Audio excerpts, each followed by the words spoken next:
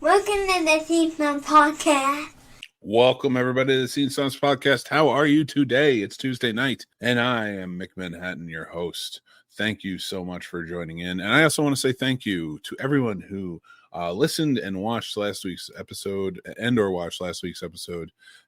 responded to my intro. Thank you. I really, truly love and appreciate all your support. I'm feeling much better now.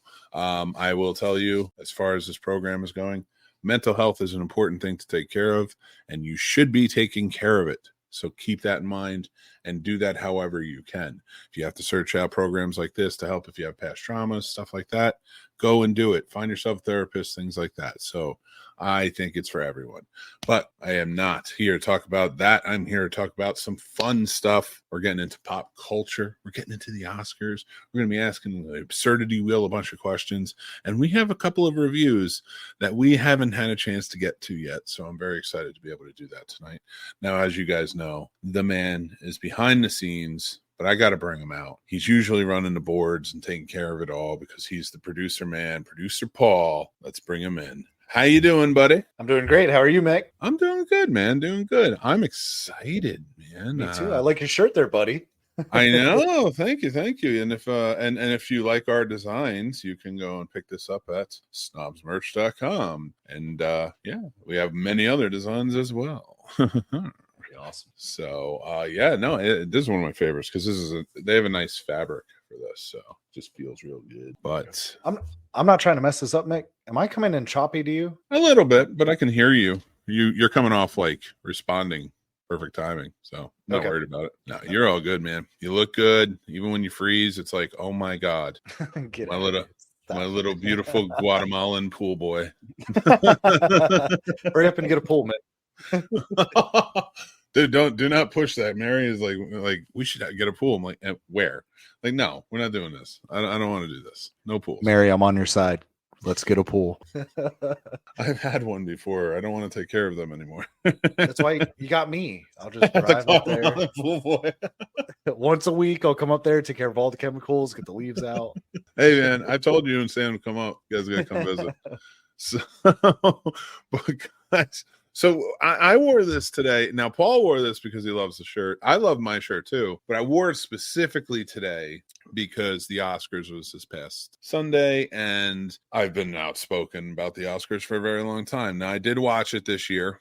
I haven't watched the past 2 years, but I did watch it this year because Godzilla was nominated. And if I'm going to watch it to see Godzilla's, win the award, because as it deserved to many awards, but whatever, we're not going to get into that. I'm going to hate watch the rest of it. And while I hate watch the rest of it, I am going to admit there were some very fun parts to it this year. The overall show wasn't good. I could point out a lot of bad. Okay. But, there were some really good, memorable moments for Oscar history, I will say, in this year. So there was a very cool scene where 4 visual effects actually for Godzilla coming out.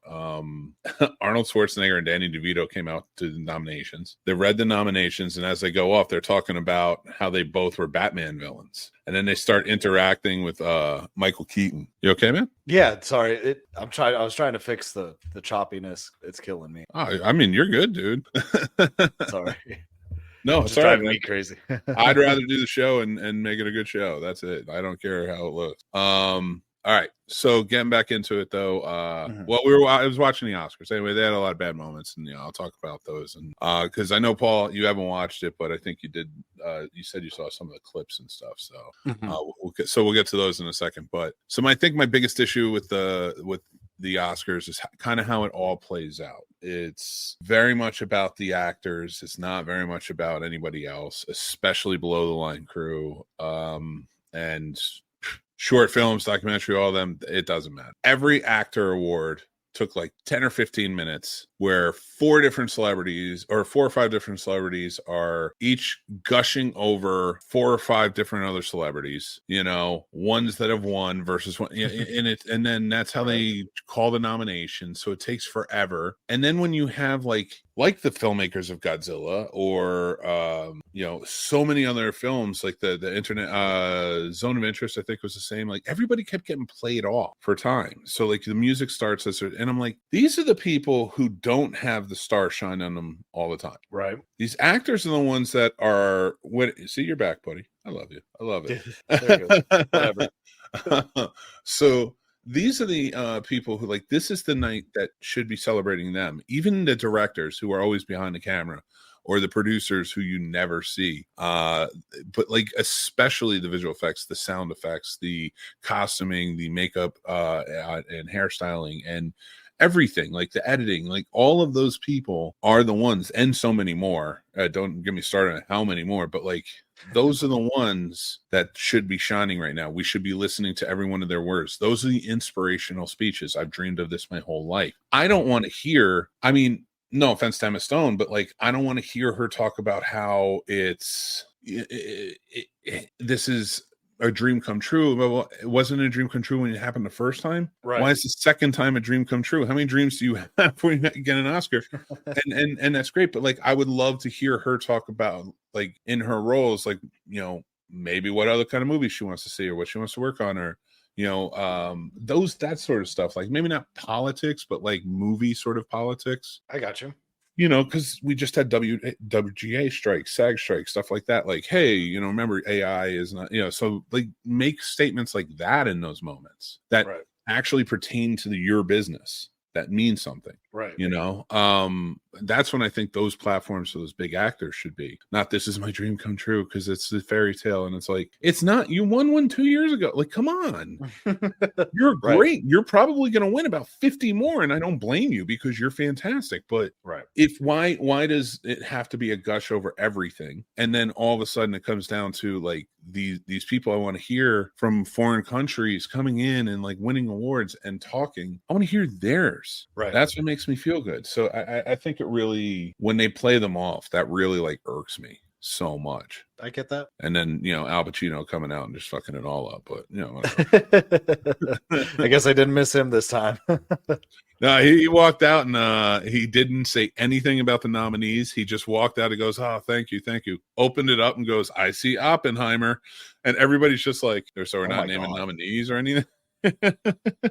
Fuck, dude, it was hilarious. Now, for situations like that, do you think they're very scripted, or do you think they have kind of free range to do what they want to? I think they're super scripted. Okay. I think they try to keep it to a minimal of improv as possible. Like, even all these jokes that Jimmy Kimmel is kicking out, like they're jokes from his writing team. Like, gotcha. It's like, these are all scripted. Like, it's not he's not off the cuff in anything, like, because everything down to a T they want it to go, but they're also trying to free flow some things, and it's not working because you can't, trying to script everything. Let's think about it from WWE standpoint. WWE for a while, when Vince was like making sure everything was followed to this T, and like, it wasn't free, like they couldn't do their own promos, they were all scripted, everything. It sucked. It became sort of a manufactured thing. Okay. That's what, the same thing. It's like, it just becomes this manufactured thing, but you can't, in this manufactured thing that you're trying to push, you have a big variable in the fact that there's a bunch of people there who don't want to follow the script. That's fair too. Because they're getting drunk, or they're celebrating because it's like they're, up for an award or whatever. Yeah. So there's always going to be kinks. Like, Al Pacino just had a kid at 83. So he probably walked out there and was like, I want to go to bed. Right. So it's just like Oppenheimer, and then walked away. He didn't care. He was just trying to get in and get out. Yeah. Damn. I think they just don't know how to make it prestigious anymore. It's too tough. Like, the prestige is in the idea that, like, so you want to make movies, right? Right. The prestige is in the awards you win for the movies you make in starting out. It's not in somebody who's won 13 Oscars. Right. It's like, it's just not, there's no prestige there. Like, you want, thing that people want to see is the dream. They want to see the people come up. So like, that's why it just falls flat, because it's became this thing where it's like, we're the stars. It's not about the movies. It's not about the crews. It's not about, it's about the stars, but we'll talk about that stuff too. Okay. Right. Just be that. just say that. Just make it about you guys and leave us alone. Right. You know, stop sticking your thumbs up our asses and telling us it's fucking lollipop. All right. But maybe it tastes good though. Not up there. I'll tell you that much right now. But there were some highlights. Okay. All right. Godzilla 1. That's highlight number 1. Yes, Danny I was DeVito super happy. and oh my god, I fucking loved it. I was so excited. Danny DeVito and Arnold Schwarzenegger going back and forth with Michael Keaton was cool over Batman. Yes. That was a cool improv moment. You didn't expect that to happen, but Michael Keaton played it well. Then you have I don't know how you haven't said this yet. You have I'm Just Ken. I was so happy when Gosling decided to sing that. The That's the one performance- clip I saw. Absolutely had to sing performance that. of a lifetime. That dude rolled out, and dude, I was talking to my wife about this. I think the reason Gosling is like king of all of them, like the Chris's, the Ryans, all is because Gosling truly doesn't feel like he's trying. Right. And like he acts like no, he does. He tries when he's performing, but like the cool guy attitude, the laid back, like clever, funny guy, like everyday man sort of thing. He doesn't look like he's trying. He just does whatever. Like even Ryan Reynolds. Ryan Reynolds is a character of himself, right? Like, and that's fine. And people have done that. John Wayne built a character, built an empire on a character of himself. So it's like. There's reason for it, but like all the Chris's, everything else, like they've become these sort of like just these characters of themselves, like to be movie stars. But Ryan Gosling is just a movie star because people genuinely fucking like him, and he's a very good actor. Yeah. Like it's an odd situation because like it doesn't happen that way. But for him to step on stage, because I just truly think he doesn't care, right? Like he's happy, like he's super in love with his wife. He's, got his family. He's chilling with his family, sitting there, and then rolls out and in a pink suit. Yes, sir. It was wonderful. Like he knocked it out of the park. That is a top 10 Oscar moment in my opinion. That's awesome. And honestly, when I saw that clip, that made me want to start watching the Oscars because I was like, that might actually make it worth it for me to watch. Until you brought up Al Pacino. There it is. Just no. Like it's gonna. I mean, listen, we're gonna get to like 100 years of it. It's at 96. At least we're gonna get to 100 years. But for me, I'm so fed up with the Oscars. Like even this year, it was abysmal. Like those small highlights aren't worth how bad the show is, in my opinion. And even like we'll get into it when we get to Oppenheimer, but the narrative of why I think Oppenheimer won is sort of a conspiracy theory, but we'll get into that portion of it. But it's just the Oscars for me. They just never land. There's always something where they just always fuck up something. So. Now, do you think you'd ever be able to do like a shorter an episode where you fix it? Kind of like you've done with other movies where Mick fixes the Oscars? How would I fix the Oscars? Yeah. They wouldn't. Well, this is a good question for you and me. Nobody else cares, I'm sure. But and I'm not even 100% sure you're on board. I think you just asked the question. I was just curious. Okay, so if I'm to fix the Oscars, so first of all, are you asking me from an ideological standpoint? I'm butchered that word. From an ideal standpoint, are you asking me? That's stupid. Are you asking me from that point of view? Because if so, I don't give a fuck about the actors. Let's celebrate everybody behind the camera, right? Which is what it should be, because they have SAG awards, right? And they have the Golden Globes, and they have there's other awards. The Oscars should be about filmmaking and the whatever. So let's go. Let's just do it for the fluff. How would I fix it so that way it would actually be a good show? Yeah. Well, you have to time it. Everybody's always complaining. And then listen, how would I fix it is one thing. I'm just going to offer fixes, like fixing the entire show. Like I don't envy any of these directors, producers of the Oscars. Again, it's the variables of the people. Of course, it's always going to go haywire and calling things because something's always happening, something somewhere, and people like it's a mess. People go the wrong way, or this happens, and it's just a nightmare. But like, you got to get more coordinated with your people. Gotcha. I think so. It's Stop playing people off. Yes, I understand it's for time. So figure out how to cut down on time. Stop praising the actors as much as you do. It's fine if one person comes out and says, and the nominees are blah, blah, blah, blah, blah. Because you know what? People loved watching the Oscars in the 90s. And why did they love doing that? Because people just came out and just said, oh, the Oscar, and here are the nominees, and the Oscar goes too. And that was it. And then we got some fun dance and stuff in between, and that was that. And like it wasn't, and we had comedians hosting, like Jimmy Kimmel's fine, but he's not stand-up, in my opinion. It just doesn't work. It felt like he was trying to be like Ricky Gervais, but like every man Ricky Gervais, and it's like, what are you doing? And I did like when Emma Stone, who I still feel bad, I kind of picked on her before with my analogy, because I do like Emma Stone a lot. I think she's a great actor. She leans over to her husband after he made a joke about her, and he calls her like a fucking prick or something. It was hysterical. And I love that too. I love that we're showing that more. Like people calling back at, like, more so women, because like men do it all the time, but like more so like the women doing it. It's kind of cool to see. It's kind of fun. But because they never showed that shit. But it is it's like kind of cool to give it back a little bit, but especially when I don't really care about the host. But yeah, there you go.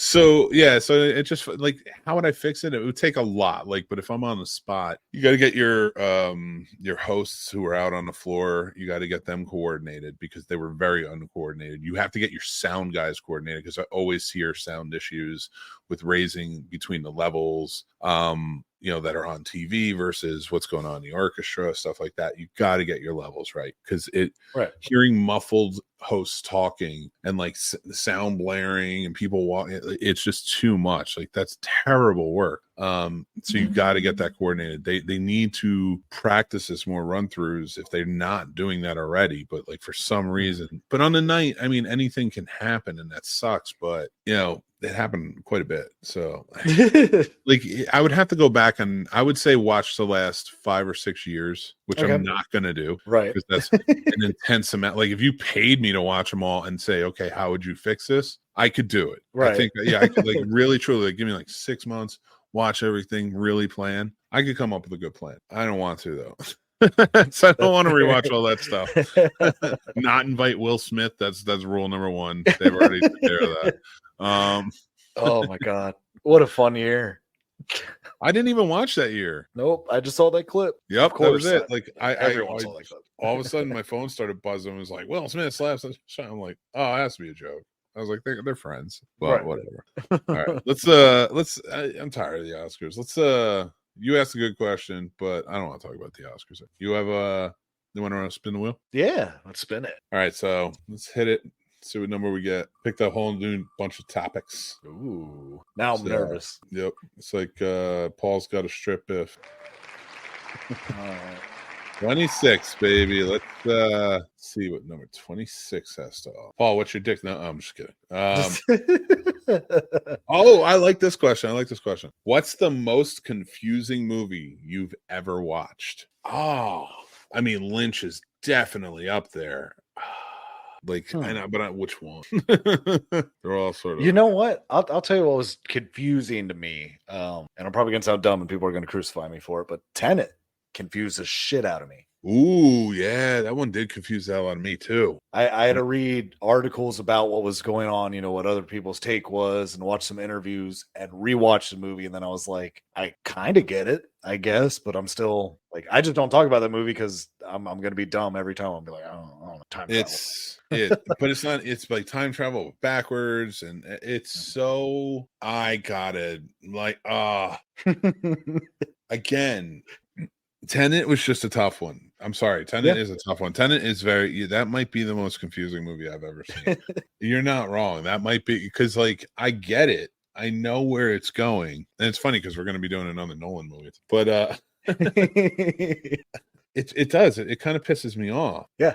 About because it's thinking, why'd you have to say that movie, man? I was thinking David because Lynch it's confusing. That's my problem, though. Whenever you have Christopher Nolan write a movie by himself, right? This sounds bad, but I don't want to be mean, but like he's so full of himself when he writes it. Like, Yeah. It almost becomes like look how smart I am. Right. Like, Exactly. we get it, dude. Like, you're very smart for sure. Right. But when you write it with somebody else, like there's more of a story element. You know what I mean? Like, right. And that's where, for like you said, when he has a co-direct, when he has someone helping him with the writing and all that, I think it still shows complexity to the storyline, and it's thought provoking as far as the movie, which I enjoy. But I don't want to have to scratch my brain out just trying to figure out what the fuck is really happening or has happened. And Tenet, I felt stupid. I don't want to feel stupid watching a movie. I watch a movie to get away and enjoy myself, not hands down. I just botched the calculus test. Nobody should, and that's the thing. Like, I think Tenet takes it too far, in my opinion. Tenet, whereas Interstellar and Interception and Tenet, I would put them on the same plane as movies that are fucking really smart. Let's just put it that way. Really smart. Not saying that none of his other movies are. They are. But like, I'm talking about existential smart, like really philosophically smart movies that when people watch them, I think it enhances them. And I do think Tenet has enhancing qualities if you are into it. So I can see if like people really understands the science that goes into what they're talking about, the theory of it, because Nolan is a smart dude. Nolan is going to write based on that. And but it's too, like, when I say it's full of himself, it's like he's showing how smart he is. He's not telling a great story. Right. And Interstellar, as much as I love that movie, I don't think that's a perfectly formed story. But then to bring it back to Inception. Yeah. I think that is a fantastically done story. Yes. But I think each of those, because they deal with different sort of aspects of theory in a lot of ways, like dreams, and they all analogies for different things. But like Interstellar was, of course, space and astrophysics and whatnot, and then Tenet, I guess, with time travel. I guess it would be considered time travel, Yeah. or like just the one that Nolan has adopted. Yeah, like that theory of like time travel that he adopted that works. But here's the thing: I didn't like Tenet, but I did like Tenet. I get that. There was parts of it that I'm like, this is really interesting, but it's not. But I didn't like the story. I'm like, but the story to me is like, it just doesn't work, and it's weird, but filmmaking wise, I think it's beautiful. I think it's fantastic. But that's I think he needs a good writing partner to kind of shape up some stuff. Yeah. Make it for the everyday man or us peasants. Yes. Yeah, I'm with you on that. Get your brother in, like like your brother really helped with that. Like your brother, I think, adapted screenplays to a point where like he did get like. That's why I think Inception. I think they wrote Inception together. And then did they write that together? No, it was just Christopher Nolan. Really? But I mean, I'd have to go through exactly with Christopher Nolan with his writing. But like, he does have some good ones. But like, even Inception, I would put that above in it's sort of like in that full of yourself sort of. I'm very smart, and it's like, yeah, we know you're smart. Nobody's denying the facts, or like, trust me. Jonathan Nolan helped write Interstellar. Okay. And then Dunkirk was just Christopher Nolan as well, which I have some issues with Kirk too. But I mean, I don't know, like some of them just seem a little too out there. But we'll be getting Oppenheimer though, which I actually think is a return to a beautiful form. But we'll talk about that in a little bit. But that's probably it. Tenet, a long way around on that one. Tenet's probably the weirdest movie. So good call, dude. I got it. Paul knows, man. I don't know. I don't know what I'm talking about. I just go along with what Paul tells me. Get a pool.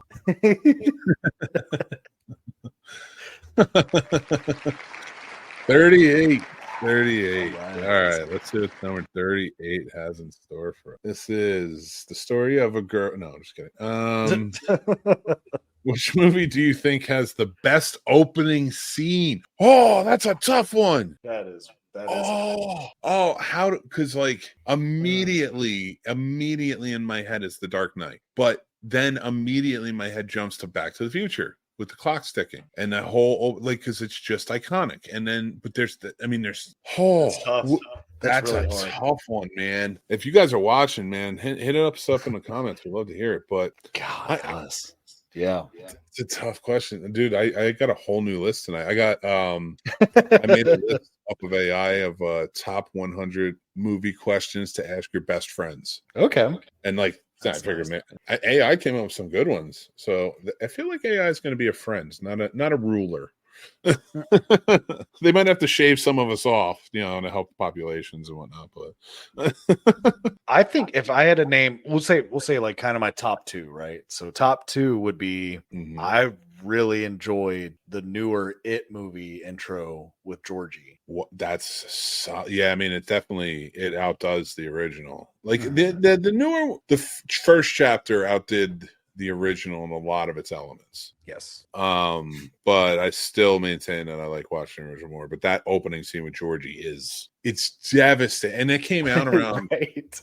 Dude, oh my God. It came out as my wife was pregnant. Oh wow. And like I had my stepson, and then like, my wife is pregnant with my son, and I'm like, oh my God. I almost like wanted to be like to Tommy, like, you can never let him go out in the rain by himself.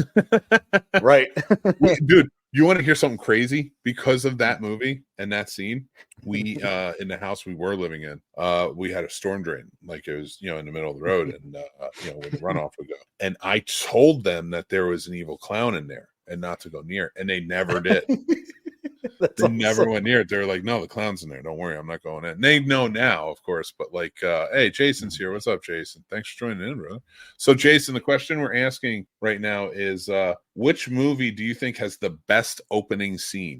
So my number two is two movies technically, but they're. So why don't you have a 2 and a 3? It doesn't have to be ranked because they're right there. It's going to be A Quiet Place Part 1 and Part 2. Those intro scenes fucking grab me by the Part 2. Oh my God, Part 2, Mick. That opening scene just like there are a couple parts that kind of grab me. I saw the opening scene where she's driving backwards. I saw that because they released that like on youth. No, maybe I got sent the screener of it. Okay. Lucky. I don't remember how I saw it, but I saw it when it looks, I mean, I'm trying to remember. Oh my God. Yeah. The opening scene. Well, is that an opening scene? I guess they don't say A Quiet Place Part 1 or Part 2 till after those scenes. So I count it as an intro. Okay. That counts then. That first one is hard. Oh my God. Yeah. The kid. Fuck, man. I'm sitting there like, no, like, Jesus. Oh, and that was another one that came out like right after I had my kid, and I watched it. And I was just like, God, are you kidding? A lot of those movies messed me up. I think I need to go with more optimistic ones. There you go. There's the opening scenes. Like, listen, I would say like people probably want you to say The Godfather. People probably want you to say like, but they do. They have great opening scenes, but like they don't have those pow opening scenes that really like knock the door down.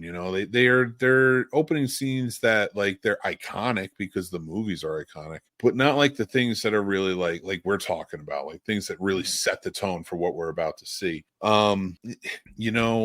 The Terminator 2 opening scene. Okay. And even Terminator, like when they crush the skull, that's an awesome opening scene. There's so many good ones. There really are. There's so many good ones. Look at Forrest Gump, the feather. Yeah. Look at, like that's an iconic. Oh my God, Reservoir Dogs.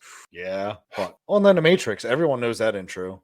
Everybody. Yeah, dude, there's so many iconic opening scenes, and I think we sleep on that sometimes. Yes, I really do think we sleep on it because we often talk about end scenes, and I think the ending of a movie, if it's really good or really bad, really invokes how we feel about it overall more so than the entirety of the movie. I truly believe that. I truly believe if it has a poor ending, you're going to leave not happy or fulfilled. If it has a great ending but it wasn't a great lead up, you're going to leave with a, oh, okay, I liked it, sort of vibe. Like, but if it had like a good lead up to a great ending, you fucking love it. You're like, this is the best. So I've always felt that way about movies, especially trilogies. Like I've always felt like people hate the third movie in a trilogy because it's the end. It's not supposed to come back. It's not supposed to just be done.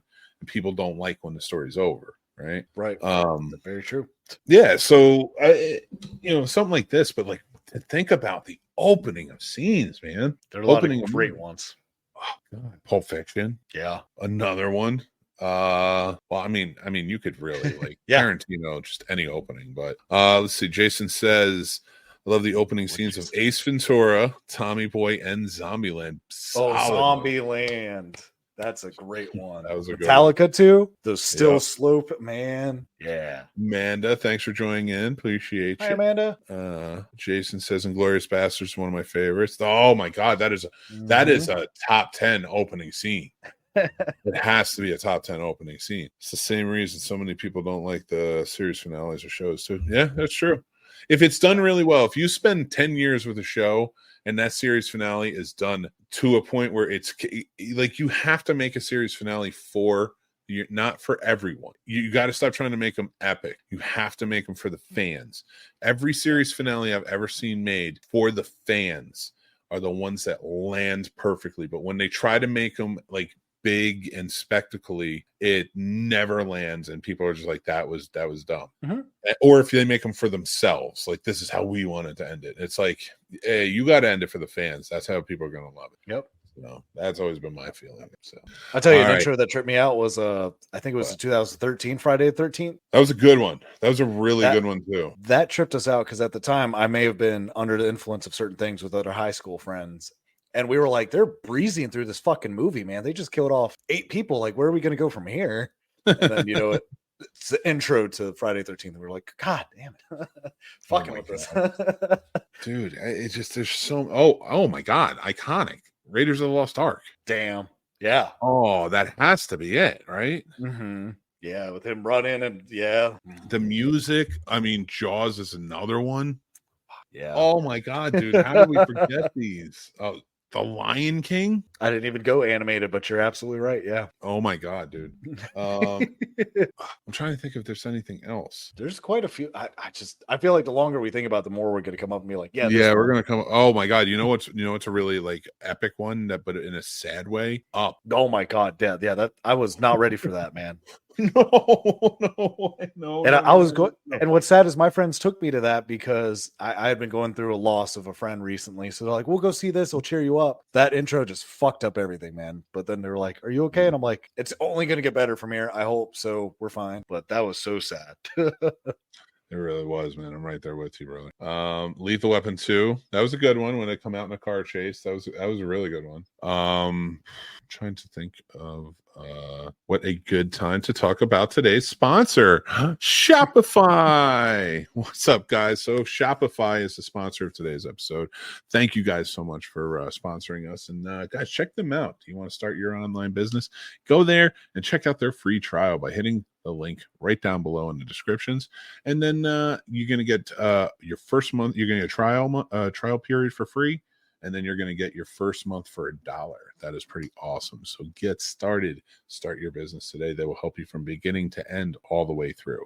Shopify is awesome. And let us know what you think. Tell them the Scene Snobs sent you. All right, guys. We got to get into it. We're rounding out towards the end. And we talked a lot about Nolan. And we're going to talk about Nolan a little bit more. Just a little bit more. And you know what, I'm happy that we're gonna be able to talk about these movies. Yeah, we'll start with Barbie because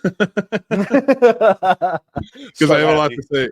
So here's the thing. All right. I've seen Barbie 4 times, and I'm gonna and I'll get into why in a second. But I've seen Oppenheimer twice. I saw it once when it came out in theaters, and I saw it again today prepping for this. Okay. And when we get there, I just wanted to state that fact. But I've seen Barbie 4 times. Now, the reason I've seen Barbie 4 times is the first time I saw it, the movie, I don't know what it was, and I had to place it was purely analytical. I was trying to figure out what it felt like. I felt like sort of bad after watching it the first time. Not attacked. I didn't feel attacked. I felt bad because I was trying to figure out, who am I in this? Okay. How am I represented in this? Right. And when I figured out how I think I'm represented in this, it kind of made me sad because it is sort of a trope in movies that I'm not a fan of. Again, doesn't knock off points or anything for this movie because it's done a lot. So it's not like it's something that they made up. So I'm not mad about it. I just wish it wasn't something that's true. So like the good guy, the guy who is supportive, the guy who is like, I'm a good husband. I'm supportive. I'm loving. I'm a good father. I'm attentive. So like, where's the good? But not to a point where it's like, can't do it alone. I got to do it with you. No, like encouraging, sort of like, so like, where's that guy? And I'm not saying they have to be overly represented. I'm not saying they have to have a Ken or anything like that. And then I found out who that character was in the movie, and I was cool with who the character was, and finding out the backstory of why the actor played him, it was even better. But still, I wish he wasn't written the way he was. I felt a little bothered by it. I don't want to say offended. I wasn't offended, but I felt a little bothered by it. And that was America Ferrera's husband. And okay, I was like, I guess he's representing sort of like the good guy in this, like the guy who isn't patriarchal, the guy who isn't like, he's a loving father, loving husband, trying to, because I mean, in it, he's trying to learn Spanish. So what that took to me was he has a wife who speaks Spanish and a daughter who speaks Spanish, and he wants to connect with them. Right. So that's how I took it but it was sort of played as a joke, and I'm like, and now it was kind of funny to find out that was the real story of Ben. America Ferrera found out that she got the job in Barbie. Her husband was in the other rooms learning Spanish. Oh, and that guy is her husband. Okay. In real life. So like they played out the scene, but like even later they kind of played a joke in the movie. So like that, I think that's why the first time I watched this, like I kind of felt bad. And then I went back and I was like, all right, I'm going to open it up a little bit more.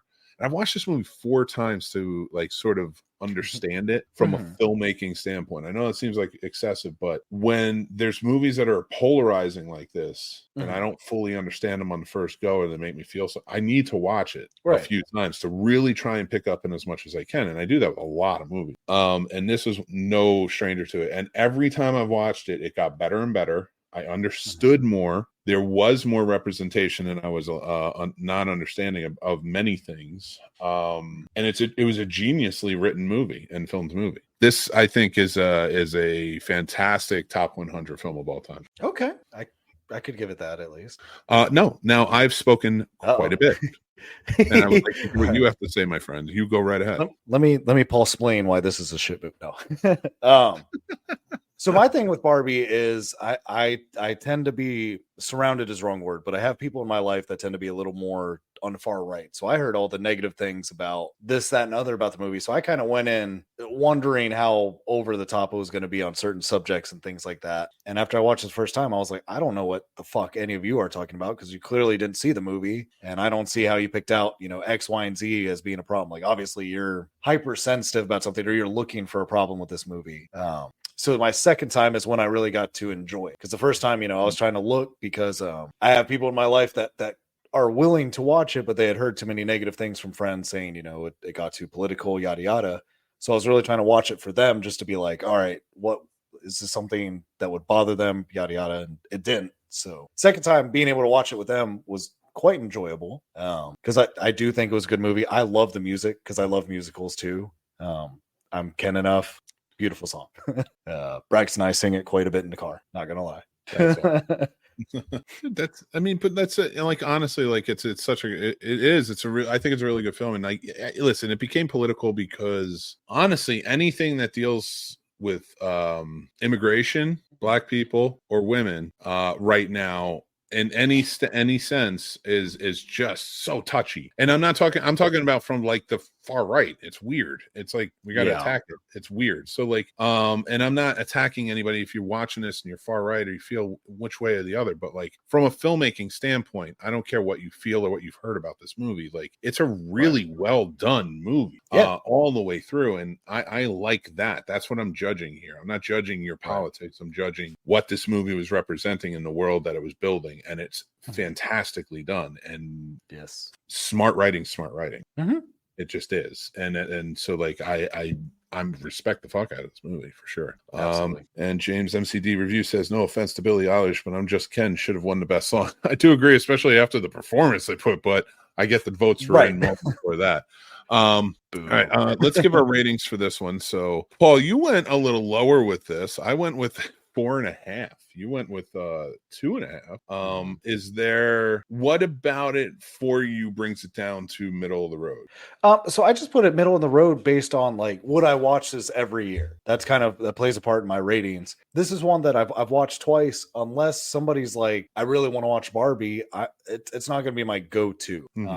I can agree with you. It's probably top 100 best movies of all time, but it's not Back to the Future for me. It's not, Ready Player One. It's not any of these movies that I could watch almost on a monthly basis. So I'm not saying it's bad. I'm just saying that it's not my favorite movie. No, I get it. But so yeah, I just put it right down in the middle because for me, I thought that was fair.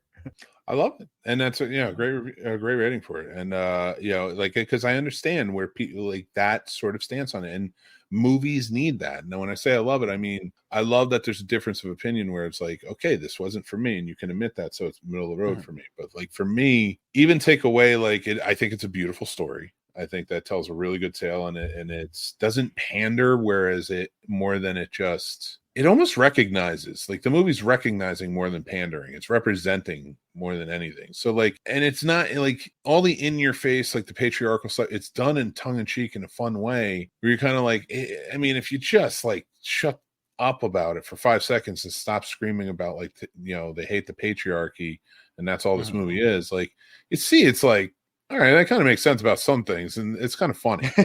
Like right. Maybe let's not freak out and like calm down, but Ted Cruz can't do that, so whatever. And then but everyday good Americans, even if they believe one way or the other, like I just don't think they feel like that. I think this downfalls more like blowhards on the media, and then some people of course pick up on it and it becomes a soundbite. But ultimately, does anybody really fucking care? Like, we're movie fans, so like I get like why this is such a big deal for us, but like, go see Barbie and just enjoy the goddamn thing. Who cares? Right. And another one that you should go enjoy is probably Oppenheimer. Yes. Okay, I have a conspiracy theory, Paul. I think I know why this won Best Picture. Why is that? It needed to, because think about it. Barbie and this for the biggest movies of the year. Barbie being the biggest, right? Barbie has a lot of great takes on social issues that need to be discussed. But God damn it, we have people at war right now, and the fingers are on the buttons, and we need Oppenheimer to save us. We need more eyes, so everybody's like, I don't want that. Right. So there you go. The again, the Hollywood elites are writing the narrative, and it's probably a good thing. So this time around, it's probably a good thing. No, I want to thank you. Like I think you pick these, right? Didn't you? It was me or you? It was kind of both. We had talked about it. Yeah.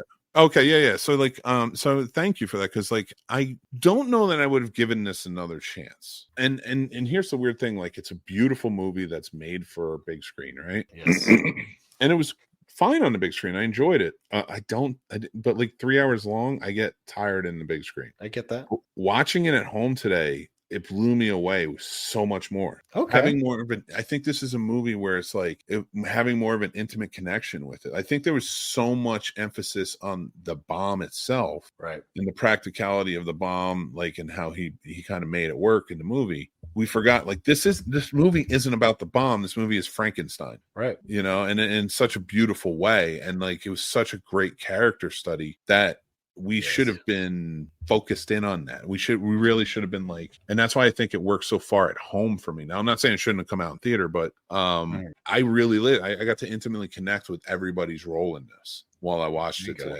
It really raised it for me in a big way. Again, not that I thought that this is a masterpiece film. It's really well done. I love how he wrote it. His 3 acts put together is fantastic. There's a lot of drag on, in my opinion, that we could have probably cut to certain things that didn't need to be 3 hours. But and I'm not gonna lie. All right, this is last part, and then I'm gonna let you go.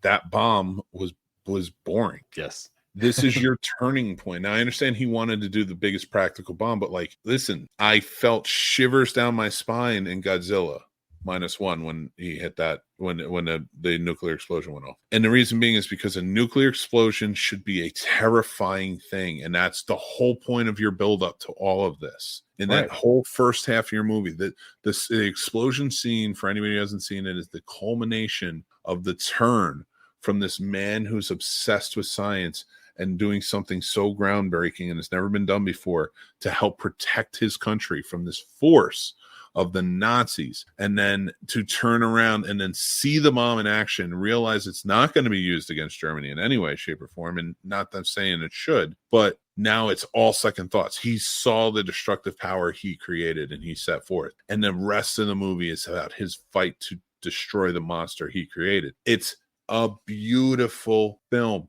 But you gotta hit me. I'm sorry, Christopher Nolan, you did not hit me with that explosion. I saw it on the big screen. It didn't hit me there. It was a dud. It didn't hit me here at home. Like, I need something bigger than life, so scary, not realistic. I need something so scary and monstrous that I know why he made that turning point. When I watch those Bikini Atoll scenes, like in movies when they play them back in the day, the old footage and stuff, like, it's terrifying. Old nuclear explosion stuff is terrifying. It's so scary. You're supposed to look up at it, not look directly at it and look like, oh wow, that a bunch of C4 went off. Right. That's what it felt like to me anyway. But anyway, I drolled on again. Please, Paul, tell us. You're good. What do you think of Oppenheimer? I loved it. I thought the storytelling was really good. I enjoyed that they went kind of more of a personal route with Oppenheimer, sorry. And talking about his life. I think, if anything, I understand that, he was a womanizer. I kind of differ than some of my moviegoer friends, to where I think if I want to see a lot of sex on the screen, I should just be looking at certain sites, not in a movie. So I think they could have done it a little more delicately, of just breezing through that instead of just, Florence Pugh and a few of the others just going to town.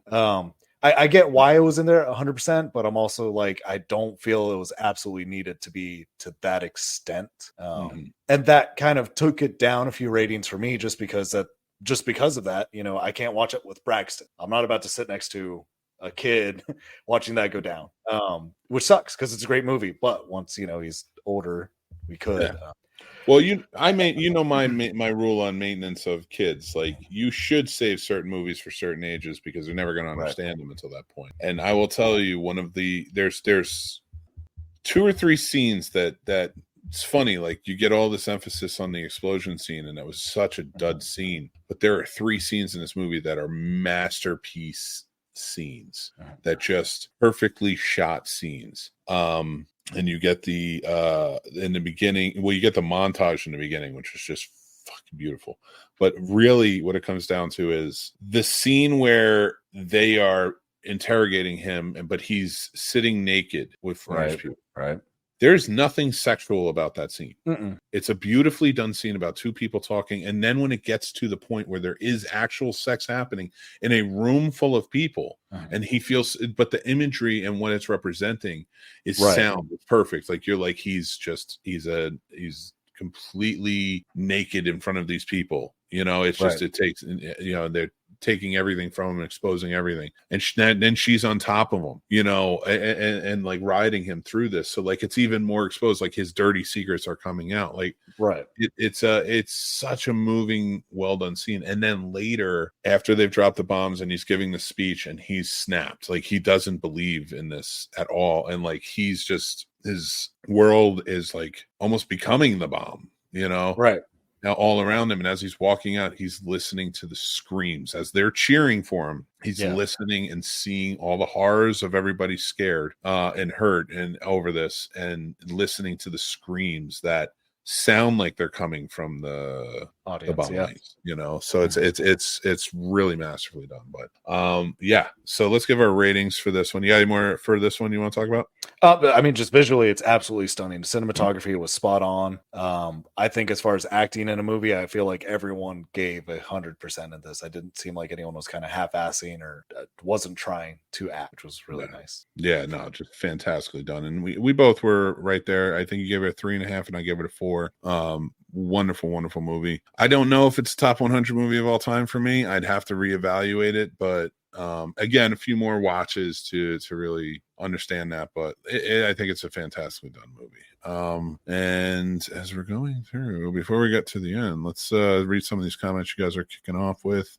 I liked Barbie, didn't love it, so I'm around a 3.5, but need to watch it again. Out of the Oscars movies I've watched so far, Poor Things and American Fiction are my favorites, but I've only seen 4 of the 10 so far. Yeah, there's some good ones. Still need to see Oppenheimer. James MCD Reviews says it was a safe decision to have Oppenheimer clean sweep. I really liked it, and the categories that won were well deserved. There were just some of that should have gone the other films. I don't disagree. I was glad to see Emma Stone win. I thought she was incredible. Admittedly, I haven't seen them all yet. We'll be fixing it this week. All right. Well, that's there you awesome. go.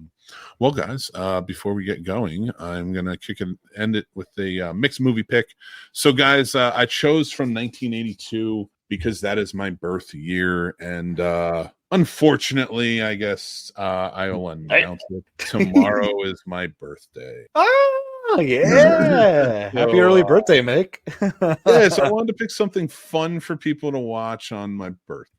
And from my birth year, and I didn't just want to pick like E.T. or The Thing or like these really recognizable 1982 movies. Conan the Barbarian is a great movie that I think a lot of geeks really truly love. Movie fans love this movie, especially 80s heads. But a lot of people may not remember it. Actually, guys and gals and everybody in between my age might remember more so the idea of the second movie, Conan the Destroyer, because that was a more kid-friendly version. So I think that was on TV a lot more. Red Sonja was on. So I think that's really where, and I think the boat was missed a little bit on Conan the Barbarian with a lot of people. Go check it out if you haven't.